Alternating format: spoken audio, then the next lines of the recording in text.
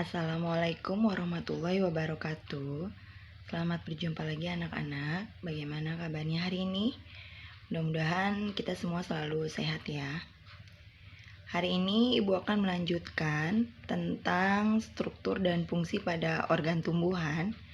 Kalau kemarin Ibu sudah membahas tentang akar dan batang, hari ini Ibu akan membahas tentang struktur dan fungsi dari daun. Nah, daun ini merupakan organ tumbuhan juga ya. Daun merupakan bagian penting dalam tumbuhan yang berguna dalam proses fotosintesis. Ada yang masih ingat apa itu fotosintesis? Ya, fotosintesis itu adalah proses pembuatan zat makanan pada tumbuhan. Lebih detailnya bahwa fotosintesis itu merupakan proses produksi makanan yang dilakukan oleh tumbuhan ya. Untuk mendapatkan energi, dia dibantu dengan cara mengolah zat karbon dioksida atau CO2 melalui stomata, dibantu dengan air dan bantuan cahaya matahari. Nanti akan berubah menjadi yang namanya zat tepung. Nah, karena struktur daun ini yang kompleks, membuat daun ini menjadi organ yang sangat penting juga pada tumbuhan. Nah, di sini ada penjelasan tentang proses fotosintesis.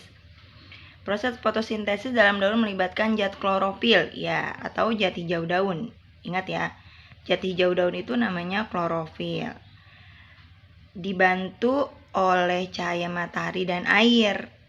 Nah, zat klorofil itulah nanti yang akan menyerap energi dari matahari untuk kemudian diubah menjadi energi kimia. Nanti akan menjadi yang zat tepung tadi, makanan. Di sini ada fungsi daun pada tumbuhan. Daun memiliki beberapa fungsi. Di antaranya, pertama, daun merupakan tempat berlangsungnya proses fotosintesis. Tadi yang kita bahas ya. Proses pembentukan zat makanan pada tumbuhan. Yang kedua, si daun sebagai alat respirasi. Apa itu respirasi? Respirasi ini adalah proses pernapasan pada daun. Jadi daun itu sebenarnya dia bernapas. Daun bernapas melalui yang namanya stomata. Jadi stomata ini adalah lubang-lubang yang terdapat pada daun. Fungsinya sebagai alat respirasi atau pernapasan. Yang ketiga, daun sebagai alat perkembangbiakan secara vegetatif. Nah, biasanya ini terjadi pada tumbuhan cocor bebek. Jadi, kalau perkembangbiakan secara vegetatif biasanya si tunas akan keluar. Tunas itu akan membentuk tunas pada daun. Jadi tunasnya itu terbentuk keluar pada daun. Tuh. Yang keempat adalah sebagai pengatur proses transpirasi. Apa itu transpirasi? Yaitu proses penguapan air yang terjadi pada permukaan baik bagian atas maupun bagian bawah daun. Biasanya ini terjadi pada stomata atau mulut daun ya, dan kutikula daun. Nah, kalau pada kutikula biasanya pemuaiannya itu lebih cepat terjadi pada bagian atas. Kalau pada kutikula. Yang selanjutnya, tempat terjadinya proses gutasi.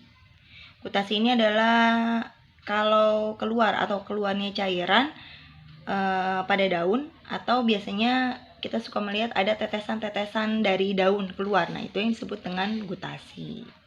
Nah, kemudian ada struktur daun.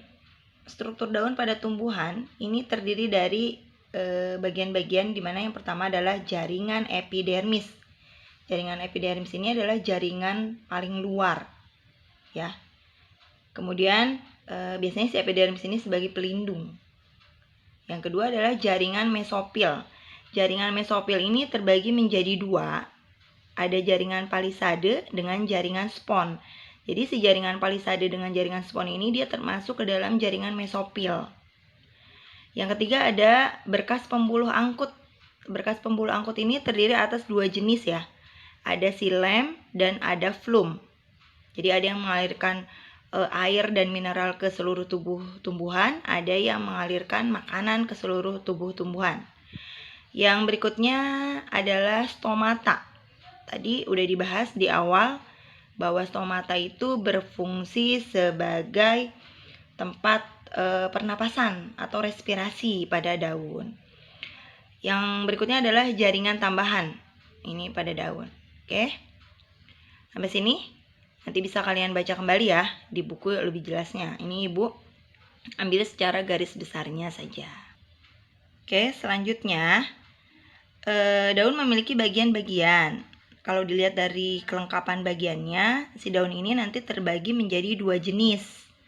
Jadi di daun itu nanti terbagi lagi menjadi 2 jenis. Ada daun bagian luar, ada daun bagian dalam.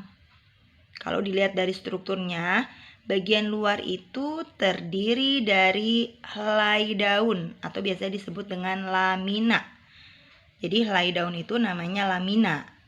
Yang kedua, tangkai daun. Tangkai daun itu disebut sebagai petiolus.